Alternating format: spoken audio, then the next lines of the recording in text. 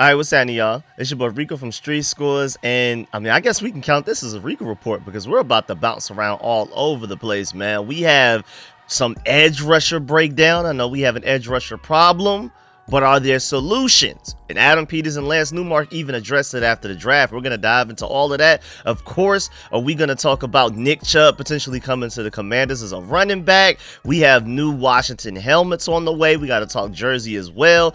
And then RFK Stadium. They're getting a lot of voter support, first of all, from the fan base. We're going to dive into that. But most importantly, from the council that a lot of people considered a serious hurdle, even when they announced everything back on Monday. And then we also have some creative stadium designs. Trey Amos seems to maybe have picked a number, our second round pick, and just a lot more, man. It's going to be really random. Again, that's why this is a Rico report. But before we get into everything, make sure you stiff arm that like button, stiff arm the subscription button, and stiff arm the bell next to that subscription button so you get notification each and every time I release informative and opinionated videos just like this one. Without further ado, let's go and dive into this video immediately, man. Let's get it. Adam.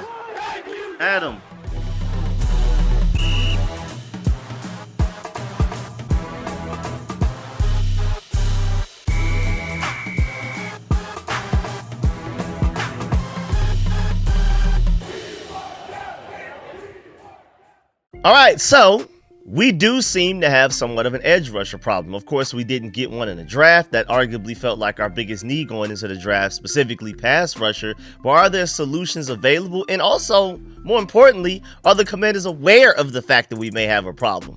Shouts out to Commanders, Wires, Serena Burks for pointing out the fact that, even asking the question, will the Commanders sign an edge rusher? And then pointing out the fact that none of Washington's current edge rushers recorded more than 5.5 sacks last season after Commanders let Dante Fowler leave with his 10.5 sacks in free agency. But they didn't draft an edge rusher even after all of that. Washington likes his depth at the position and beefed up his front to handle the run. A bigger issue than the pass rush in 2024. And I would agree, man. I would prefer to stop the run than to be able to rush the passer. But also with the fact that you could argue our biggest weakness last year, and the main reason we got embarrassed the way we did against the Eagles, was because we couldn't stop the run. I wouldn't be surprised if we go from last year's worst run stopping unit in the NFL to like top 10 with all of the resources and capital they spent on that in free agency and everything like that. But now our biggest weakness is pass rush, which was not our biggest weakness last year. I don't think our pass rush is as bad as our run defense was last year as like a comparison, but it's still one of our bigger weaknesses right now. And the Commanders were also apparently interested in DeMarcus Lawrence and Joey Bosa in free agency, but they didn't get the deals done because they were probably asking for more money than the Commanders were willing to give them, and they were willing to pivot. So they could potentially still be looking for more help.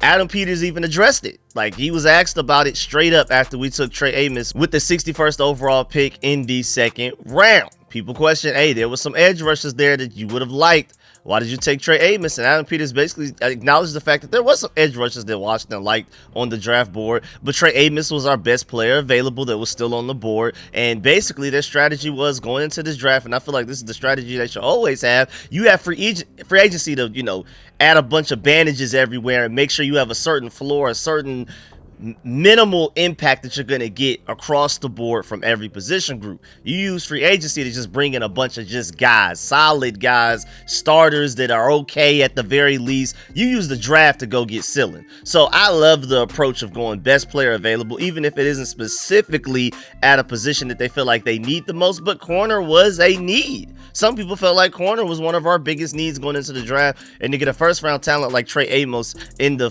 second round is absolutely insane. People would have been perfectly fine with us taking Trey Amos at 29 overall. To get him at 61 is insane. You didn't even have to trade up to get him. So I perfectly agree with their decision to go get Trey Amos. But you also had that run in the fourth round right before we picked. Like, we picked 128th, ended up getting Jalen Lane, but before that, you had David Walker go 121 to the Buccaneers. You had just a couple of picks later, I didn't want him, but Jack Sawyer to the Steelers. Then the very next pick, Barron Sorrell to the Green Bay Packers. Kyle Kennard to the Chargers. I felt like Kyle Kennard was probably the guy that they were targeting. And then 3 picks later, we were like, all right, let's go Jalen Lane, who was more than likely, Adam Peters says this, but all teams probably say this, but Jalen Lane probably was their best player on their board, especially with how much we're going to utilize him. Again, like I said, we just got our new punt returner, our new starting slot, our best deep threat opposite of Terry McLaurin. I mean, that guy's going to wear so many hats for us. I would argue that was arguably the best player available on our board as well. I can't wait for Jaden Daniels to maximize his talent, because I feel like those Virginia Tech quarterbacks were not doing Jalen Lane any favors. And so that's why his production was so low, but watch him shine with the Commanders. But nevertheless, we still never addressed edge rusher. Not even as like undrafted free agents. I don't believe we brought in a single edge rusher, undrafted free agent. Now, some would argue that Kane Madrano may be a guy that they're grooming into an edge rusher if you can add like 20, 30 pounds on him, which is way easier said than done. But if you look at his tape, he shows pretty good blitzing potential off the edge and things like that. And maybe that's somebody that you can groom into a potential situational pass rusher type of situation. But I think more than likely they're going to focus on him being like the Nick Bellore replacement on special teams. And then if he can contribute on defense, I see him, especially with that athleticism, I think there's some Jeremy Chin there potentially to move to like a box safety rather than still trying to force him to be an off-ball linebacker. But when in doubt, man, if there's any group of linebackers that could turn Kane Madrano into a linebacker, it's first of all his ex-coach and Ken Norton Jr. at UCLA. But just off of the fact that Ken Norton Jr. is a great coach on top of that, but they already have a previous relationship. And then you have Bobby Wagner and Frankie Louvu to take you under their wings. So, I mean, it can work out. But still, nevertheless, edge rusher is still a glaring hole that we have even after leaving the draft. Again, we didn't even bring on undrafted free agents, which shows me that they probably more than likely are targeting a veteran edge rusher. We're going to get to that soon. But JP Finley does bring up a good point as to why we probably shouldn't panic too much, because a lot of people would argue that we still needed edge rusher last year, and we still finished 11th out of the NFL in sacks. Now, granted, again, Dante Fowler had 10 and a half of them. He just left in free agency. So it's easily a bigger hole now than it even was last year. But JP Finley's point, and I agree with it, is that Dan Quinn and Joe Jr. are going to find a way to get sacks out of people no matter what. Remember, Dante Fowler had 4 or 5 sacks the year before last? Like, before Dan Quinn and Joe Jr. brought him to the Commanders, he had 5 sacks. Now, granted, that was Dan Quinn and Joe Jr. as his defensive coordinator in Dallas as well, but they found a way to take him from 5 sacks in Dallas to 10.5 sacks for the Commanders. So, I mean, maybe you could just assume, give Dan Quinn and Joe Jr. the benefit of the doubt that maybe Dorrance Armstrong takes that leap, maybe Dietrich Wise brought from the Patriots takes that leap, or even a Jacob Martin from the Bears, who, when you're looking at on a per snap basis, even though Jacob Martin only had 4 or 5 sacks last year to Dante Fowler's 10.5. On a per snap basis, they were pretty much on the exact same pace. Dante Fowler just played way more. Maybe Jacob Martin in a larger role. Maybe he could be a double-digit sack guy. Who knows? We'll see. I just don't want us to panic. But at the same time, Assistant General Manager Lance Newmark, when he spoke to the media after the draft, he shared that Washington has actually monitored the veteran edge rusher group throughout the draft cycle. So they have at least taken a look at some of these guys and acknowledge the fact, hey, we may want to get a veteran edge rusher. And then, of course, the bigger names that are out there that I would say are Zadarius Smith, Von Miller, and Matthew Judon. I would say literally probably in that order, because I'm just not sure how much Von Miller has left in the tank at this point. And Zadarius Smith had 9 sacks last season. I think he had 5 with Cleveland and I think 4 with Detroit or something like that, which is pretty incredible. Imagine if he just stays on the same team in the same system throughout the entire season, man. I don't expect him to get 9 sacks again, because I think we're going to have a heavy rotation of guys at edge rusher, and then especially with the fact that we send Bobby Wagner and Frankie Louvu at the quarterback so often that it's going to be really hard for anybody to come in here and get double-digit sacks, because you got to compete with our off-ball linebackers as well. And now that we have Trey Amos and we can play more man coverage, we'll probably send DBs and all these other types of people on simulated pressures more often after the quarterback as well. But I do expect our team, whatever we do with the edge rusher position, by the time we get to the regular season, I expect us to still be very productive at getting after the quarterback against simulated pressures, blitzing with the linebackers, blitzing with the DBs and things like that. But it would be nice to have a guy that, when in doubt, can go in there one-on-ones and go get after the quarterback themselves. And Lance Newmark even talked about the lack of edge rushers on the team. He said, quote, "I feel like we like what we have in that room and that we like what we have here." But he also went on to indicate that there are some obvious free agents available as veterans that they may take a look at. Again, I would say Zadarius Smith and Von Miller are probably at the top of that list, but I think even Preston Smith is available if you want to double back on that. I'm personally good on it. Out of everybody that's available, Zadarius Smith is my guy. And Lance Newmark even went as far as to say that the Commanders have had conversations with veteran free agents in the last few days, and basically, like, that was before the draft, and that informed them with the draft strategy that they wanted to go in with. So it sounds like basically they already knew before the draft even started, hey, we've been in contact with these edge rushers. I mean, he didn't say edge rusher specifically with that part, but I'm assuming edge rusher was a part of that. And like, okay, we've been in contact with these certain edge rushers. When in doubt, we're not gonna panic and reach for an edge rusher in the draft, because at the end of the draft we could just always go get this guy. So that's pretty interesting to know that they already had like an idea of what they wanted to do draft strategy wise for the draft based off of what was available as veteran free agents. And then that probably also includes veteran safeties as well, like Justin Simmons, who I really want us to get. I want Justin Simmons even more than I want Zadarius Smith. I mean, the fact that they didn't address that position in the draft, Nick Emawari was there at 29 if they really wanted to do it. I'm happy that they didn't. I prefer Josh Connolly, but you could tell that they just did not prioritize drafting a safety.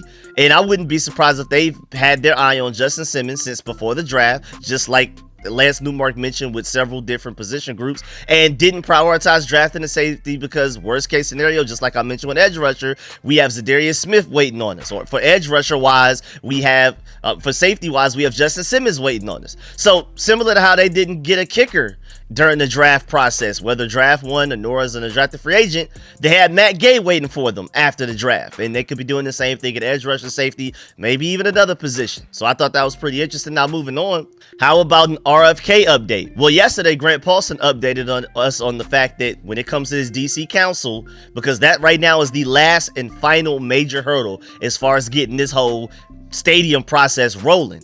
Well, there's already been 4 votes as of yesterday for yes. You have Felder, Pinto, Bonds, and McDuffie. The only 2 people to say no were Nadeau and Allen, but then there were 5 to be determined: Mendelson, Henderson, Parker, Fruman, George, and White.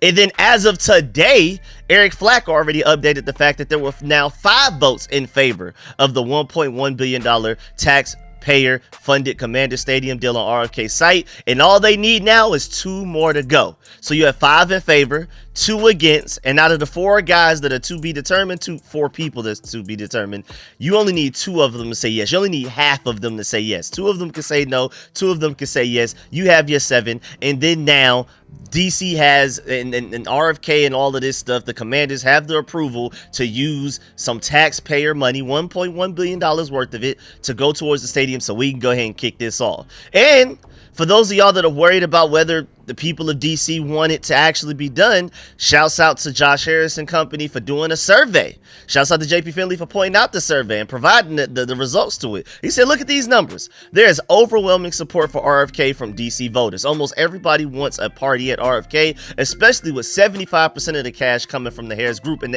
I pointed this out in my stadium breakdown a couple of days ago, that this stadium, even though it will ask for money from the taxpayers in the area, it's still way less of a percentage compared to other stadium projects that's going. Literally all of them. Every other team that's getting a new stadium anytime recently, like the past couple of years or within the next couple of years, nobody has as low of a percentage as us. Some teams are asking for 60% of the money to be paid by the taxpayers. A lot of them are at like around 50%. We're the only one in like the 20%. You know what I'm saying? So, and then again, when you're looking at these survey numbers, they directly asked, like they did a survey of 500 registered Washington, D.C. voters, and they asked if you support, how do you feel about the team? Like, is it positive or negative? 80% said positive, and only 15% said negative. So there's this 5% error, I guess, going on, room for error. But then even beyond that, most importantly, when it comes to asking, how do you feel about the fact that DC voters and like actual citizens and taxpayers will have to, pay some money towards the stadium for it to get done? 83% that said that they support it, and only 8% opposed. So, hey, man, it looks like we probably will get this thing going. Hopefully the council hears out the people of the area that they represent and vote accordingly. We'll see. And then also shouts out to the Commanders too, because they just put out a link, commanders.com/new Commanders-Stadium. You can go in there and sign up, put all of your information in there so that you can find out how to help the whole RFK process and how to get any and all information that you need as far as this process and everything like that. I'm going to sign up, of course, because, you know, I got to make sure I feed y'all all of the information. So anytime I get an email, I want to update y'all on all of that. But if you want to sign up as well, that is the exact web address. And then also, shouts out to Jake Russell for pointing out the fact that when the Commanders finally do move to RFK, which Josh Harris hopes by 2030, and that's the plan, like I broke down a couple of days ago, it will be the first time all 4 major DC sports teams have played inside the district at the same time. That is really interesting, man. And then shouts out to this graphic provided by Fox Sports NFL. May 2023, Josh Harris buys the Commanders from Dan Snyder. By February, they hire Dan Quinn as coach. Hey, don't skip over the fact that we hired Adam Peters as a general manager. That's crazy. April, you get Jaden Daniels. By January, you're in your first NFC championship since 1992. And by April 2025, you already have the new stadium going, man. And then shouts out to Mason Kinahan for even pointing out the fact that, you know, since Josh Harris bought the team in 2023, improved fan experience at training camp. I mean, don't skip over that. New stadium naming rights deal worth $7.5 million annually. Rebuilt the entire front office and coaching staff. Drafted the face of the franchise in Jaden Daniels. Retired Darrell Green's jersey, in parentheses, the right way. I emphasize that. Best season since 1991 easily.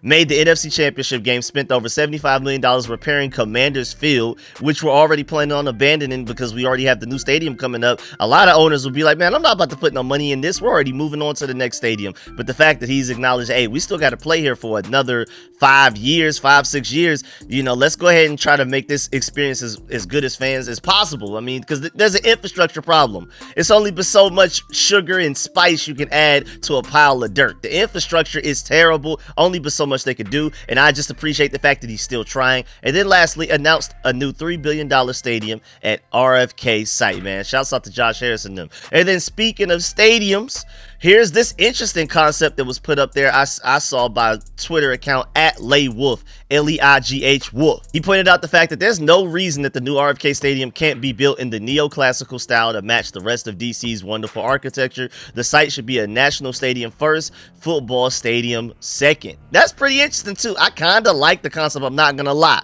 But I know a lot of people hate it. They're like, I don't want to feel like I'm going to court. I'm about to go address a speeding ticket while going to a Commanders game. But again, as somebody from Atlanta, the outside looking in, I think this looks really cool for it to look like that. I mean, that does look, when I see that, I immediately think DC. If I saw a picture of that, I wouldn't even question, oh, that's got to be in DC. If you showed me that and said this was an NFL stadium, got to be the one in DC, right? Then also moving on. So we're hearing that there probably will not be a new jersey this year, but probably a new helmet. Shouts out to John Comm. He said that the Commanders will have throwback jerseys this year, so that's going to be interesting. So that technically that kind of is a new jersey, but it's a new old jersey. But there won't be any uniform changes. So, hey, just make sure you pay attention to that. But moving on, I saw this picture going around that went extremely viral in Commanders land. And somebody asked, did a draft commercial just leak the new Commanders helmets? And, I mean, even if that is a new helmet, I mean, I'm not too excited. I mean, it's okay. It's like, you know, it's not like this dramatic change in my opinion,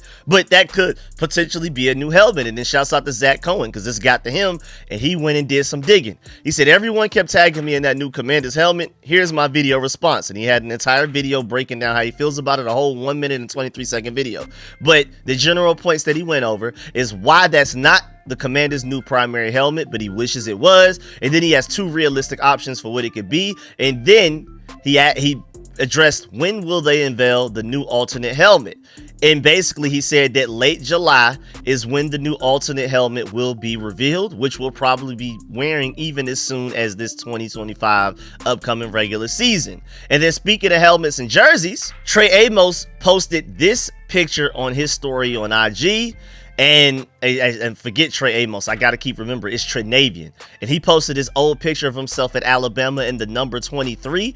Maybe that's the jersey number he's picking for the Commanders. Quite likely. You know what I'm saying? This could just be him making an announcement. Hey, this is the jersey number I'm wearing. He just chose to do it through his IG story. For those of y'all that really care, you had to really pay attention to notice this. And then now moving on, are we potentially talking Cleveland Browns, ex-Cleveland Browns running back, he's a free agent right now, Nick Chubb to Washington, D.C. Shouts out to my boy John Sports for pointing out the fact that, hey, man, Nick Chubb power cleaning 405 pounds after knee injuries and a broken foot just ain't human, and it is not.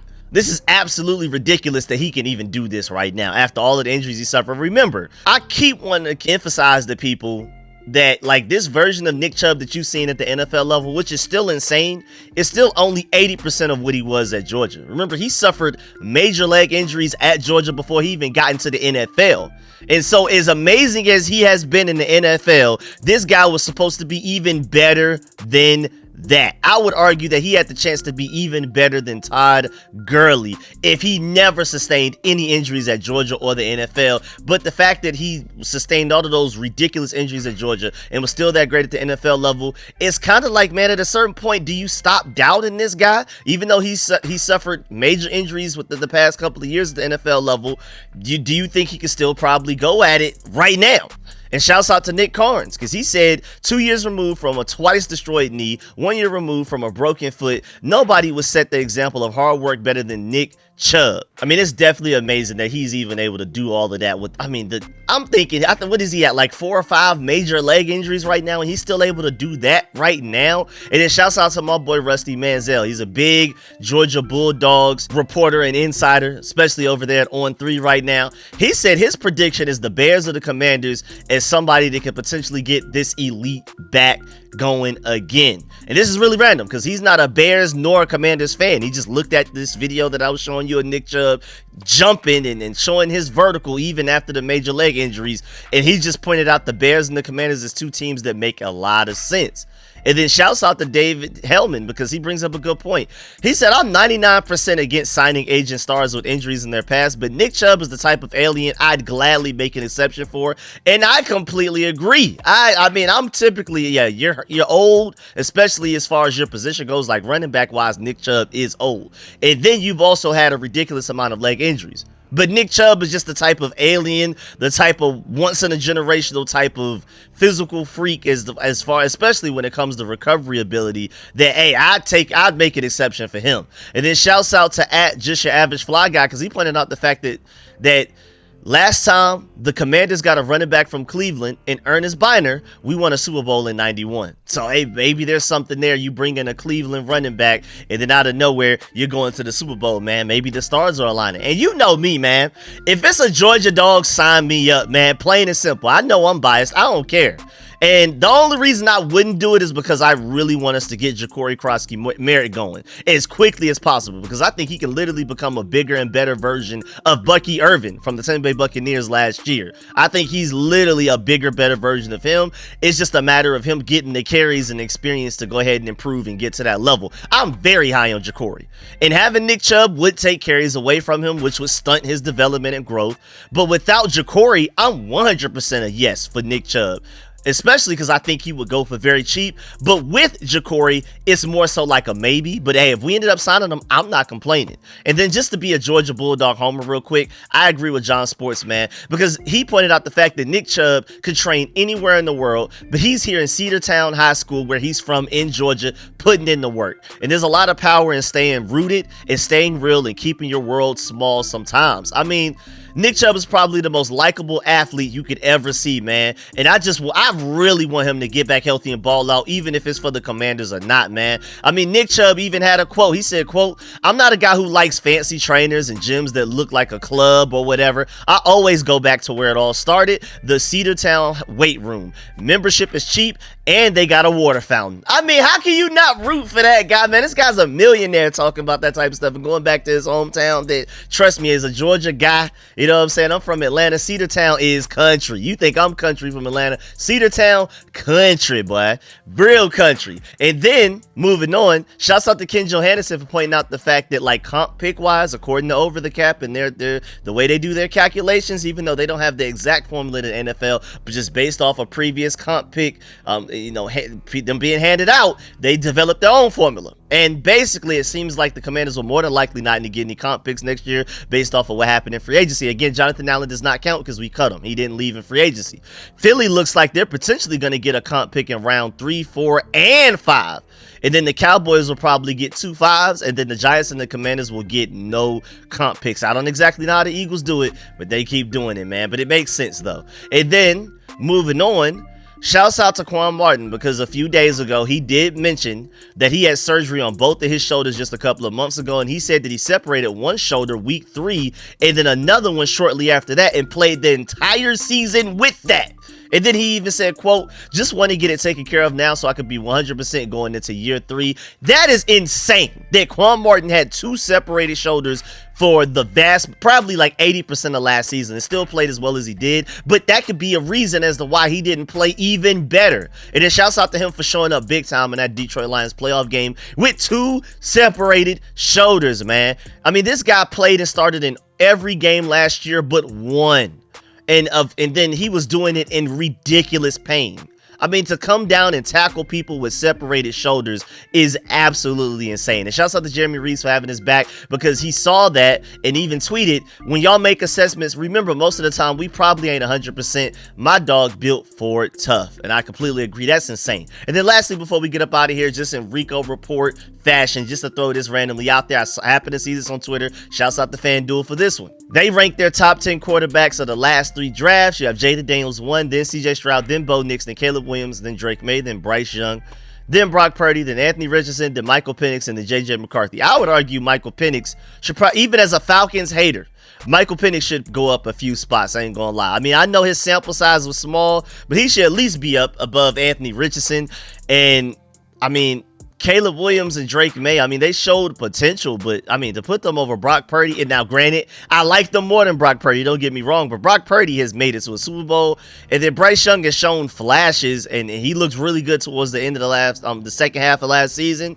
But I don't know, man. And then JJ McCarthy makes the most sense at the bottom, but I don't know. Anthony Richardson has shown flashes, but I'm not even sure if he's going to start over Daniel Jones this year. So I don't know. But either way, the most important thing, Jaden Daniels number 1. Everybody else can have any other spot after that, because you're fighting for second place, and that doesn't, kings aren't concerned with the matters of peasants, man. But yeah, man, that's the end of this video. Please get in the comment section. Let me know how you feel about everything discussed in the video. Please still farm that like button, still farm the subscription button, and still farm the bell next to that subscription button so you get notification each and every time I release a informative and opinionated video just like this one. Really appreciate you, man. If you made it this far in the video, I salute you. Really appreciate you. Leave a like on the way out. But also, make sure you get in the comment section. Let me know how you feel about this edge rusher situation, the safety situation. How do you feel about the whole RFK situation, and the fact that the last hurdle seems like we're getting over it? Again, we have 5 out of 7 votes that we need. Only 2 people have said no. We have 4 more voters to get to, and as long as 2 of them, if half of them says yes, we are good to go. RFK on the way immediately. We just need to make sure the council agrees that taxpayers will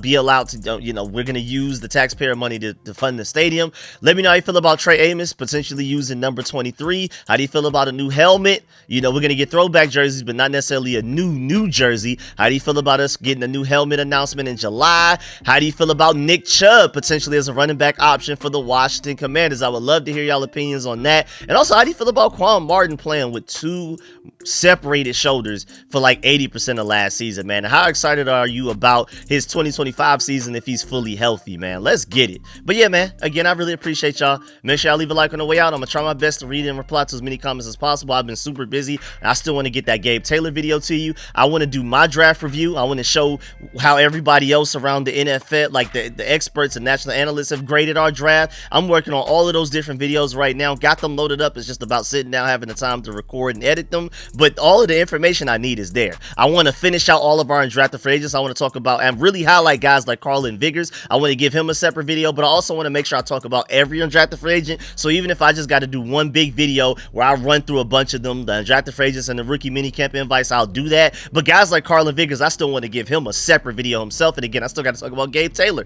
I have all of my stuff ready for that video. I just got to sit down and record it and get it out to y'all. So I really appreciate y'all. Stay tuned for all of these videos. I mean, I have a little bit more free time today, kinda. So maybe I'll get like 3-4 videos to y'all. Just stay tuned today. I really appreciate y'all. Leave a like on the way out. Catch y'all later. I'm out.